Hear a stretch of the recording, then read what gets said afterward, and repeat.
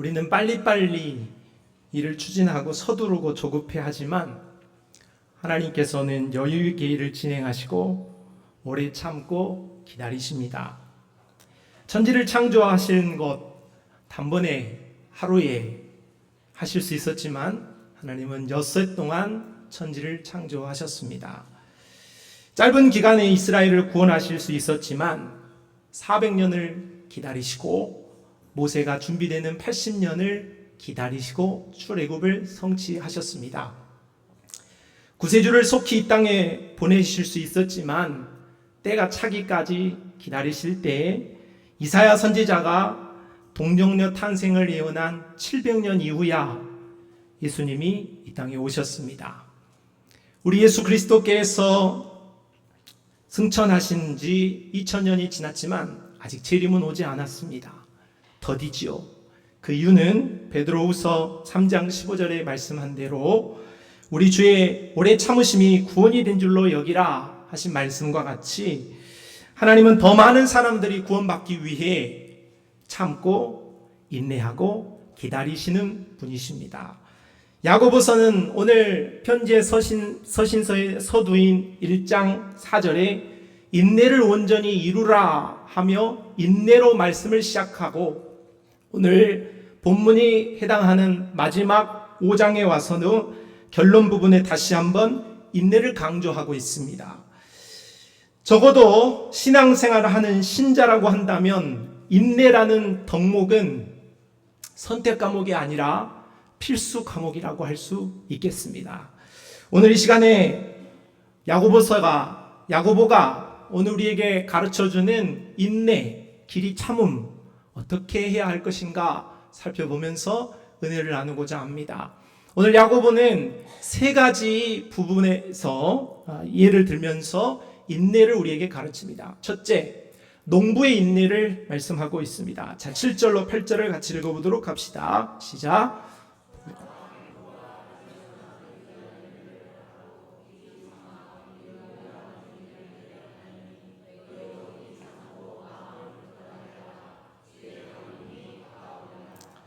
농부는 열매를 기대하면서 열심히 농사합니다. 그러나 그것이 하루아침에 열매를 얻을 수 없음을 잘 알기 때문에 기다리고 길이 참습니다. 비닐하우스에서 시금치를 밥상에 올리기까지는 30번의 손길이 필요하고 벽시 하나가 열매가 되기 위하여서는 88번의 손길이 필요하다고 합니다. 농부가 아무리 노력해도 어떻게 할 수 없는 요소들이 있으니 그것은 비를 주관할 수 없고 햇볕을 주관할 수 없으므로 씨를 뿌리고 열심히 일하지만 그 결과를 기다리는 것이 바로 농부의 일이라는 것입니다. 지금이야 농자재 이런 것들이 발달하고 기술력이 발달해서 비닐하우스에서 여러 가지 농작물을 재배하기 때문에 바람의 영향, 비의 영향, 햇빛의 영향을 어느 정도 컨트롤할 수 있습니다. 그러나 오늘 본문이 기록되어져 있을 당시만 해도 유대 땅에는 바로 파종기 가을에 이른 비가 와야 하고 또 추수기인 봄에는 늦은 비가 와야만이 추수를 잘 할 수 있었다는 것입니다. 농부로서는 자기가 하는 일 외에 하나님이 도와주셔야 하고 비가 내려야 하는 것을 기다리고 참고 인내해야만 했다는 사실이지요. 우리 인생도 그렇습니다. 내가 노력한다고 해서 다 잘 되는 것이 아니고 내 노력으로 모든 결과가 그대로 오는 것이 아닙니다. 내가 할 수 없는 일이 있기 때문에 우리는 그런 부분에 대해서 기다리고 인내해야 하는 것이죠. 우리는 우리의 일을 최선을 다하고 하나님이 하실 일을 기다려야 합니다. 잠언 21장 31절에 사울라를 위하여 마병을 예비하거니와 이김은 여호와께 있다고 말씀했습니다.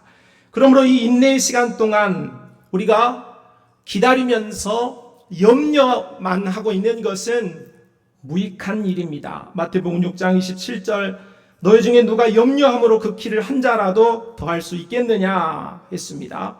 우리는 염려하면 잘 될 것으로 착각하지만 염려가 무익하다는 것입니다. 할 수 있는 일을 염려하는 것은 바보 같은 짓이고 할 수 없는 일을 염려하는 것은 쓸데없는 지식이에 염려가 무익하다고 할 수 있겠습니다. 마태복음 6장 31절로 32절 말씀. 그러므로 염려하여 이르기를 무엇 먹을까 마실까 입을까 이는 다른 하지 말라. 이는 다른 이방인들이 구하는 것이라. 너희 하늘 아버지께서 이 모든 것이 너희에게 있어야 할 줄을 아신다고 말씀했습니다. 농부는 부지런히 자기 일을 하면서 자기 능력 밖의 일을 가지고 염려하지 않습니다.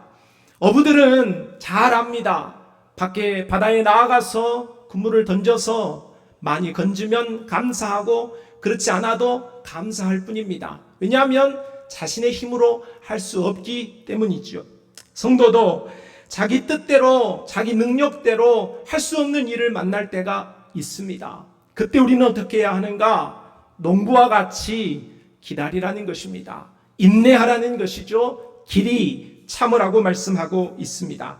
이 세상은 내 힘으로 할 수 있는 일보다 내 힘으로 할 수 없는 일들이 많고 또 내가 컨트롤하는 것보다 내가 컨트롤할 수 없는 일이 더더욱 많습니다. 그때 그러한 일을 만났을 때 우리는 오늘 야고보서 우리에게 교훈한 대로 농부와 같이 길이 참고 기다림으로 하나님의 때를 만나는 그런 하나님의 백성들이 되시기를 바랍니다.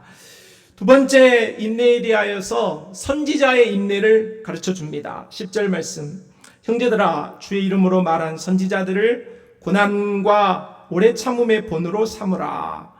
선지자는 누구입니까? 하나님과 백성 그 사이에 서서 하나님의 뜻을 백성에게 전하는 자들이지요. 그리고 하나님을 잘 섬길 수 있도록 돕는 자입니다.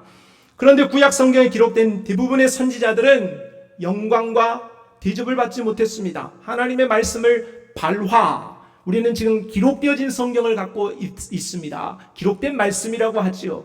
그래서 선지자들의 역할은 하나님의 말씀을 받아 그 말씀을 말하는 그런 선포하는 말씀의 대언자들이었다고 할 수 있겠지요.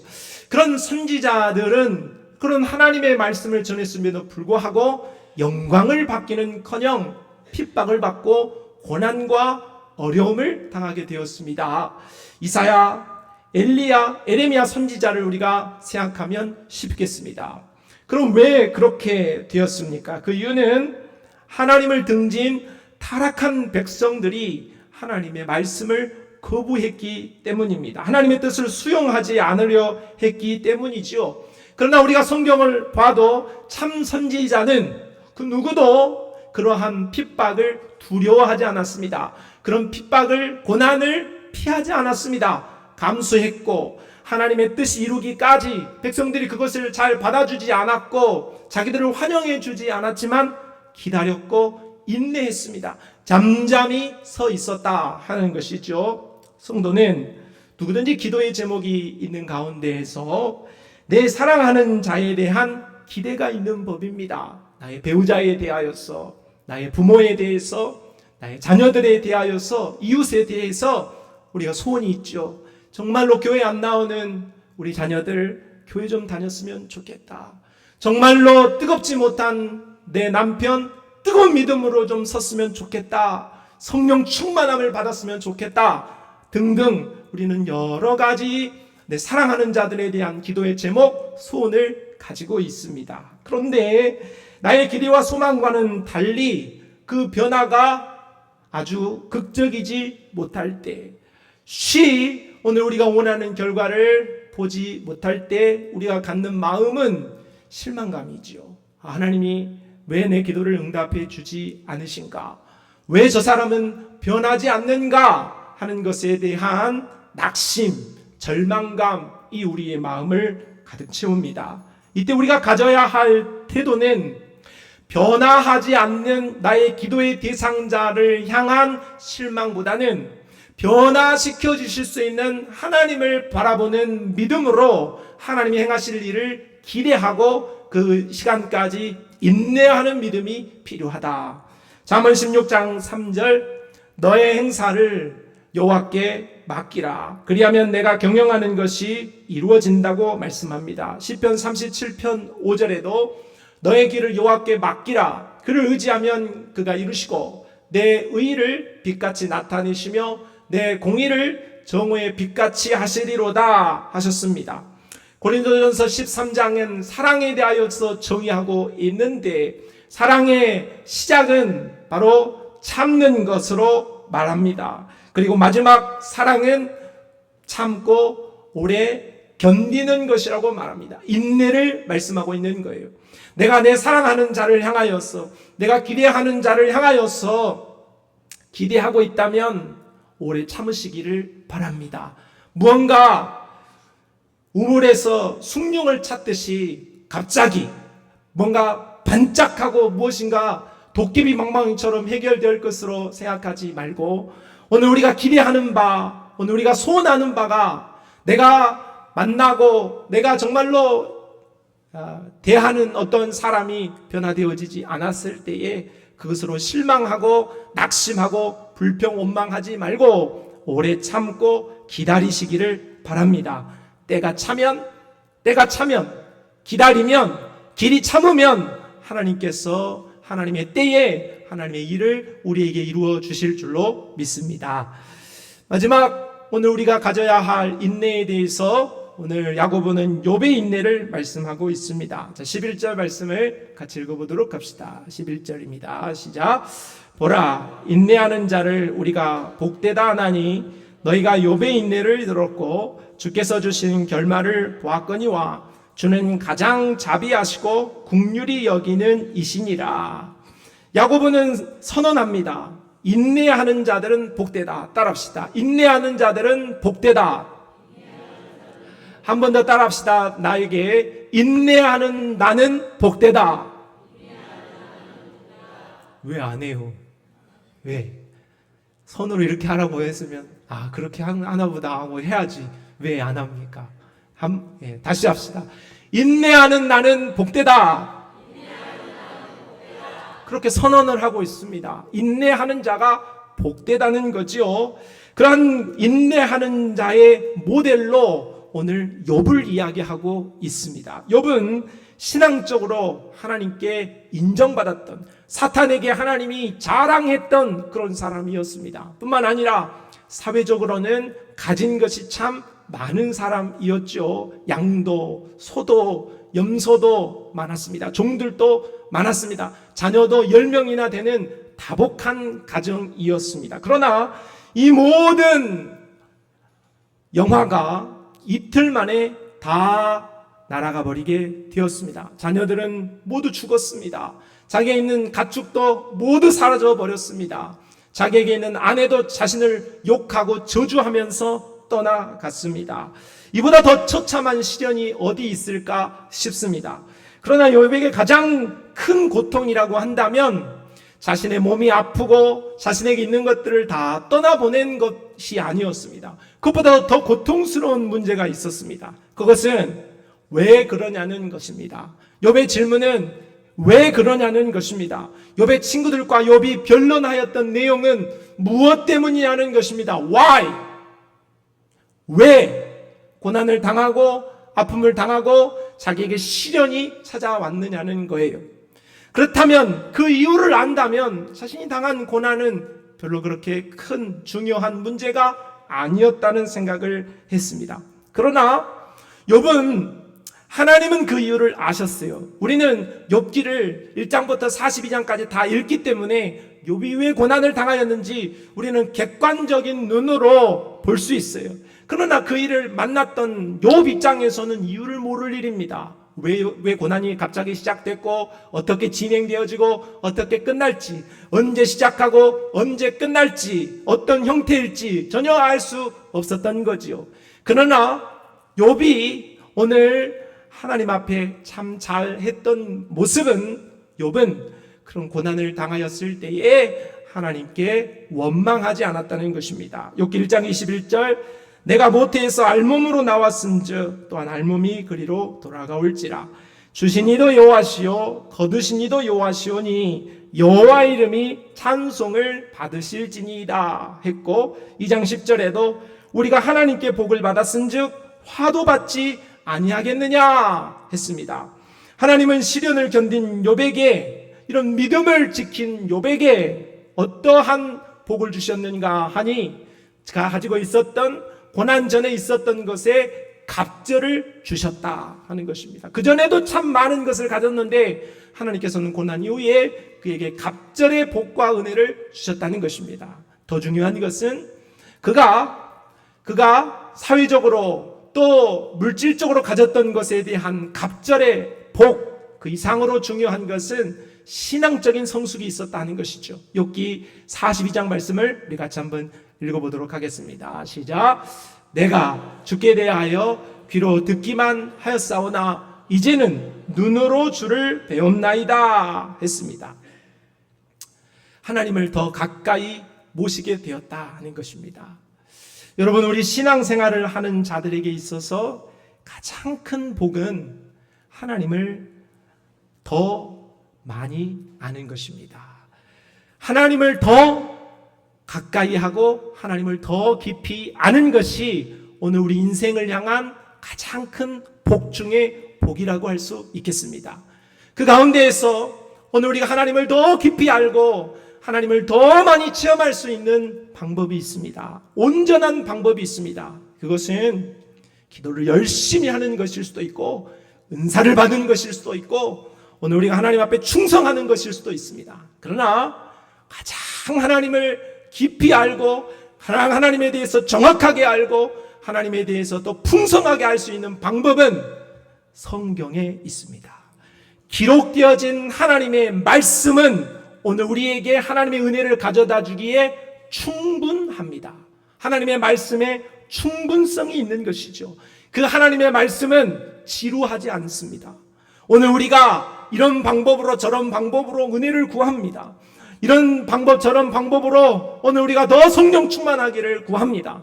그러나 어떤 방법으로 오늘 우리가 하나님을 만나고 하나님 앞에 은혜에 충만하게 안전하게 거할 수 있는가? 유일한 방법은 바로 기록되어진 하나님의 말씀 속에 그리스도의 인격을 배우고 하나님을 알아갈 때에 하나님은 이런 분이시구나, 하나님은 이런 모습도 있었구나 하면서 우리의 영혼이 하나님을 더 깊이 알고 더 풍성하고 부유하게 되어질 줄로 믿습니다. 그렇기 때문에 여러분, 성경을 죽을 때까지, 내가 눈을 감을 때까지 손에 꼭 쥐고 그 말씀을 펼쳐두고 그 말씀 가운데서 하나님을 깊이 만나고 또 만나시기를 바랍니다. 어떠한 신학자라도 어떤 훌륭한 목사나 교사라도 하나님의 말씀을 다 알 수가 없습니다. 왜냐하면 하나님의 말씀은 하나님이시고 하나님의 말씀 속에는 부요함이 있기 때문입니다. 하나님의 말씀은 무궁무진한 하나님이 담겨있기 때문입니다. 그러므로 오늘 우리가 하나님의 말씀을 가까이 하려고 할 때에 시간을 들이고 노력을 하고 오늘 우리가 애를 쓰면서 하나님을 만나고자 할 때에 하나님은 말씀 속에서 우리를 만나주시고 우리를 더 풍성한 영적인 세계로 오늘 우리에게 필요한 모든 영적인 영양분을 공급하여 주셔서 오늘 부요하게 하시고 오늘 우리를 승리하게 하여 주실 줄로 믿습니다. 성도 여러분, 오늘 우리가 당한 시련과 고난의 이유를 우리가 모를 수 있습니다.